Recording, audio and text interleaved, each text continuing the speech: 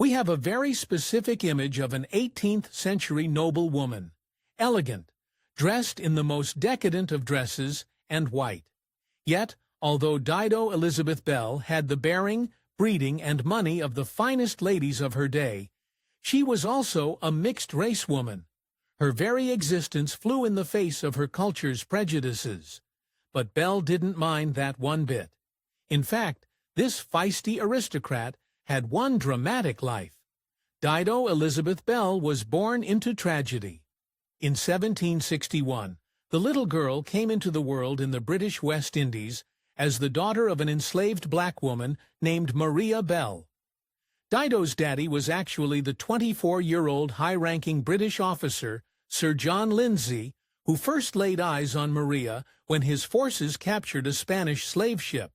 Though we have little record of Maria's consent, it was lust at first sight for John Lindsay. He likely took her as a concubine, as one does when they're an 18th-century white male. Around 1765, when Dido was a 5-year-old toddling girl, Sir John Lindsay took his daughter back home with him over to London, England. Dido's father did not want family life to tie him down, and instead of starting a little English love nest with his girl Maria, he basically abandoned them. He dumped Dido off with his powerful uncle, the Judge William Murray, and continued on with his illustrious Navy career around the globe. Although we don't know the Murray family's immediate reaction to the news of their new war, Dido, it probably wasn't enthusiastic. As the Lord Chief Justice, William Murray was famous as a brilliant politician and reformist, but that didn't mean he was ready to take on the education of a foreign girl. And there was one other huge problem. Dido also had to contend with her love child status in England. Although noblemen would sometimes support their illegitimate children in the 18th century, these children were not usually mixed-race daughters of the West Indies. Dido presented a huge scandal for polite society. So the Murray came up with a so-called ingenious plan. In the end, the Murrays settled for a surprising approach when it came to Dido. They took her in as a ward and began to teach her the standard accomplishments for a lady of the time, including reading, writing, and playing music. They also gave her companionship in the form of Dido's cousin, Elizabeth Murray, who also lived at their house. Then they upped it a notch. In some ways, the Murrays completely doted on Dido Belle, paying for expensive medical treatments when she needed it, and even decorating her bedroom in the finest styles. She also dressed herself in some of the latest fashions, and could indulge in other vanities while she lived with them. But there was a darker side to her life. For all her fine accomplishments, the color of Dido's skin prevented her from receiving the same treatment as her cousin Elizabeth, and the family never quite accepted her on her own terms. The family treated her just fine in private, but when important company came calling, the Murray shunted her to the side. But that's just the tip of the iceberg. Whenever the Murrays had elaborate dinner parties, evidence suggests that they barred Dido from even sitting down with everyone and enjoying the meal. One guest at the house recalled Dido entering only after the dinner had finished to take coffee with the group and talk with the women of the house. As it happens, though, her relationship to these women was even more tense. Because of her uncertain in-between position in the house, the Murrays likely treated Belle less like an equal relation and more like a lady's maid or a lady's companion for her cousin Elizabeth. In fact, some have suggested that they only took her on in the first place, so she could act as a playmate for the more traditional lady. One other sore spot between Elizabeth and Dido: Elizabeth was much richer with a healthy inheritance that made her a very eligible bachelorette. Dido Belle, meanwhile, was in a much different position. She was an illegitimate child of color, yet she nonetheless had some money and good breeding. This made it extremely difficult to find a husband, though, as we'll see, Dido managed it in the end. To go along with her difficulty finding a paramour, Dido Belle had a real-life Cinderella story. For example, she often had to tend to the dairy and poultry yards at Kenwood House, though her uncle did pay her a tidy sum to take care of the chickens. Still, Dido must have known she was better than this, and she set out to prove it. If the first thing strangers noticed was the color of Dido's skin, the second thing was always her wit. One man described her as purr, though in full disclosure, he also called her neither handsome nor gentile. Despite the fact that tastes of the time leaned towards white, pale skin, Dido's exotic looks made her a beauty that stood out from the crowd. Today, Dido Belle's claim to fame is in a notorious painting.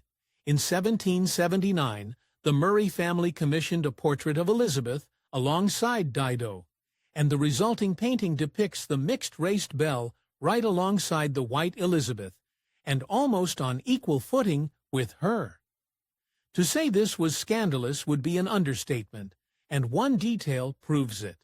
Although Dido holds a plate of fruit in the portrait, perhaps suggesting she is on her way to serve someone, Elizabeth's hand is on her arm like a companion, and both women are dressed in equally lavish clothing that shows they are both of noble high birth. In fact, Dido's garb is even more fashionable than Elizabeth's more staid clothing. With her charming demeanor and intelligence to match, Dido started to seriously catch the attention of her uncle William Murray, who began to depend on her for dictations and other administrative duties for even his most important cases in court. In this, Belle was yet again a rule-breaker. Usually, this position would have gone to a man, but the good times wouldn't last. Although the Murrays didn't exactly treat Dido Belle with full respect, their peers considered them scandalously progressive and even dangerous. As a judge, William Murray got extra scrutiny, and many people saw his obvious softness for his mixed-race ward as an indication that he wasn't able to be objective about abolition issues. They even called his bias criminal. As we'll see, this would have big consequences. In 1772, Dido's uncle, William Murray, presided over the infamous Somerset versus Stuart case, where the owner of an escaped slave wanted to send his victim back into slavery. However, English common law had never formally legalized slavery. The judge ruled in favor of the freed man, saying that slavery was so odious that nothing can be suffered to support it. But that wasn't all. As it turned out, the Summer versus Stuart case was the beginning of a new world order in England. Although it did not completely abolish slavery in England, and Murray himself said he only wanted his ruling to apply for this specific case, it did set a precedent that put a fire under abolitionists and became the rallying cry. And Dido may have been at the center of this change. At the time, many argued that Murray's ruling had everything to do with his ward due Elizabeth Belle, and that his bias towards the freed man was because of his bias towards his great-niece. As one critic sneered about the case, he will be set free, for Lord Mansfield keeps a black in his house, which governs him and the whole family. Yet, if you think Dido should have been proud of her uncle, just you wait. In 1788, tragedy struck Dido Belle. That year, her father, John Lindsay, perished at the relatively young age of 51. While Lindsay hadn't exactly been in his daughter's life for a good long while, perhaps fathering other illegitimate children, it was yet another severing from her past. And then his last will and testament came out. Although Sir John Lindsay didn't have any bona fide heirs, he did leave 1,000 for his children to share amongst themselves. The catch? The name Dido wasn't in his will.